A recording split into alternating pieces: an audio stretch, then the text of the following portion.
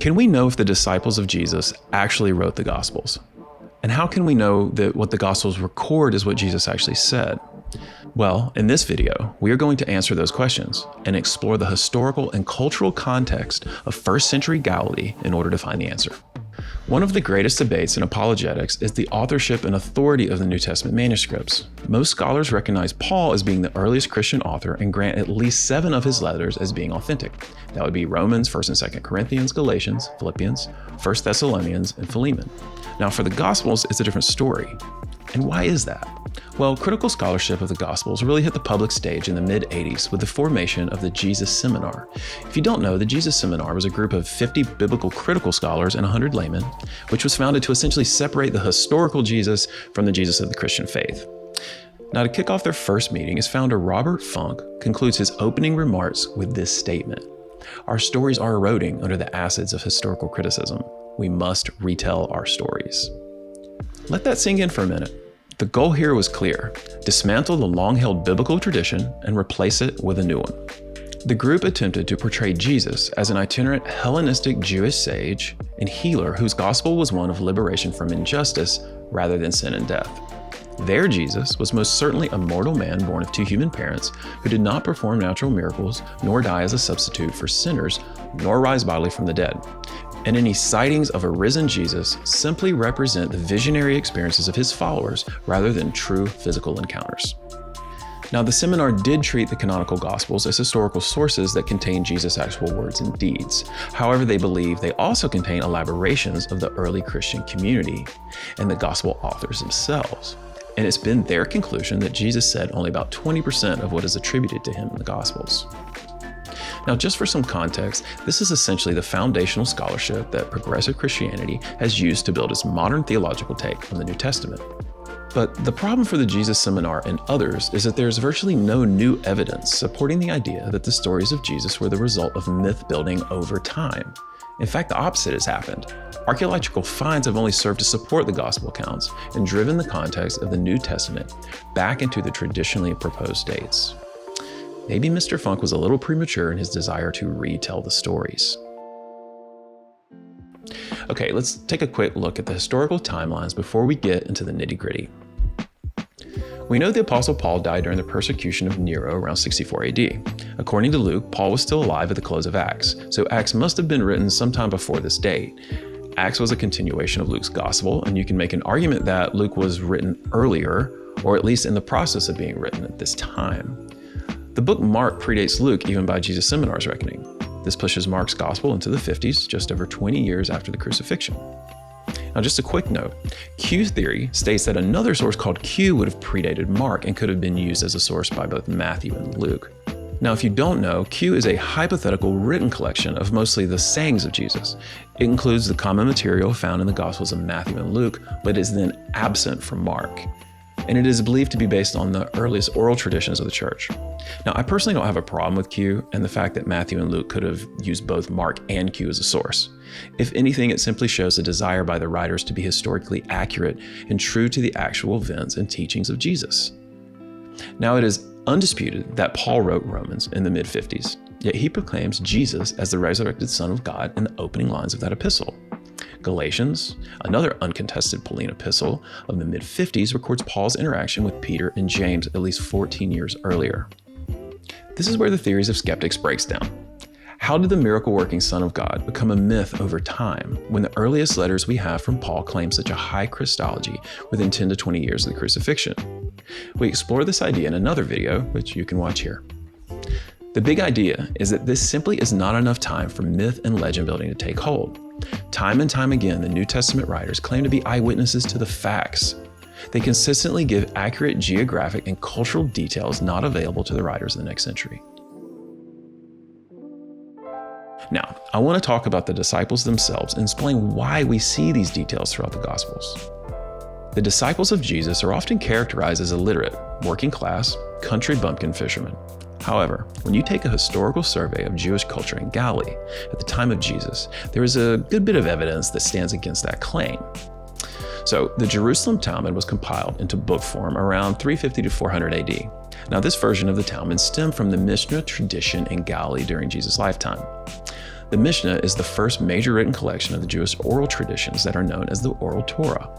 Now, Mishnah literally means to study and review. Think about that for a minute. The Oral Torah is passed down through the Jewish people in the very place Jesus lived and spent his ministry years. He no doubt spent his time among people who knew Scripture by memory and who debated its application with enthusiasm.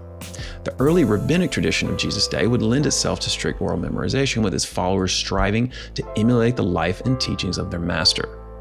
The skill of memorization was extremely important because most people didn't have their own copy of the Scriptures, and the process of memorization was supported by recitation, a practice still widely used by Jews and Muslims today.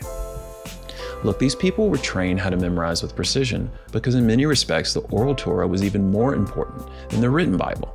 The reality is, the disciples and others would be hanging on every word Jesus said, discussing it amongst themselves, and yes, memorizing it with more veracity than scholars like to admit. Now, it's certain that Jesus took a non-traditional approach in his teachings and the calling of his disciples, so a direct parallel to the well-known rabbinic tradition can present some challenges. Nevertheless, this urges us to think about the process of Jesus' teachings and the disciples' memorization in a different light. Now, I know it's hard for us to comprehend the ability to memorize anything today. In the 90s, I knew all my friends' phone numbers, and today I don't even know my dad's actual cell phone number. I just open my phone and tap on his face if I want to talk to him. Look, many critics like to use research on eyewitness testimony as evidence that the New Testament is unreliable, but I think they miss the cultural context completely. Eyewitness testimony plays a role, but is by no means the whole story. The disciples of Jesus practiced the cultural art and science of repetition and memorization, as evidenced by the rabbinic tradition of the day.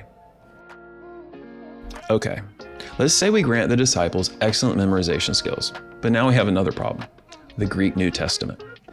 How did the disciples write in Greek if they were Jews? I often hear this as a critique of authorship for the Gospels. Matthew could not have written Matthew because Matthew did not know Greek. Now, I'm personally not convinced that the disciples or Jesus himself didn't speak Koine Greek in addition to Hebrew and Aramaic, and here's why. After the conquest of Alexander the Great around the mid-300s BC, Koine Greek had become a shared language around the Eastern Mediterranean. The New Testament reports large crowds from the Decapolis, a group of 10 Hellenistic cities which today span the countries of Israel, Jordan, and Syria. Now, people from these cities no doubt included an audience that spoke Koine Greek, as well as other languages. Looking at Matthew specifically, I think you can make a good case, and many have, that Matthew did speak Greek, due to his profession and his location. Now, Matthew's official job was as a publican, which means that he collected taxes on imports and exports from merchants who came to buy and sell in Israel. So as a tax collector, he would have interacted with all types of people in this region who undoubtedly spoke Greek. In fact, Peter J. Williams, in his book, Can We Trust the Gospels, argues that even though tradition holds that Jesus only spoke Aramaic, it's more likely that Jesus himself had to speak Greek. Remember, Jesus and Joseph were carpenters. In order to do business throughout the multicultural area of Galilee, they would have interacted with Greek speakers in order to complete projects and exchange coins inscribed in Greek writing. In fact, all four Gospels quote from the Septuagint at some point, which is the Greek translation of the Old Testament. So my question is, why? Why quote the Greek Old Testament if you don't speak Greek and if Jesus did not teach at least some of the time in Greek? Now, some scholars like to take a different approach and argue that the early church father Papias, as well as the philosopher Pantaeus, who taught Clement of Alexandria, believe Matthew had originally written in Hebrew or Aramaic, only to revise his gospel in Greek. Now, no early copies of Matthew's gospel in Hebrew or Aramaic exist, but this assertion does come from an extremely early tradition which stemmed from both of these men. It makes sense. The people in this region spoke Greek, Hebrew, Aramaic, and Arabic. It was an extremely multicultural area and with a lot of different worldviews and backgrounds swirling around. I think it's a big reason why so many people are traveling from all around the area to hear Jesus teach, with some even traveling from hundreds of miles away. So in conclusion, the point I want to make is this. When a critical scholar or a skeptic wants to try to rip the New Testament apart by diminishing the authorship of the Gospels, or even the words of Jesus himself, just know that the ground they stand on is not as firm as they'd like you to think, because they are in fact not being true to the historical and cultural context they shaped the Gospels themselves. In fact, what I see time and time again is that critics begin with a simple presupposition: dead men don't rise, and then attempt to build an entire historical case that supports that claim. rather than looking at the evidence for what it is. Hey, you made it to the end of the video, and we're really proud of you. And now that you're here, take some time and click like and subscribe. And then go over to thelandinthebible.com if you want to help us to create more content, because your support there goes a long way.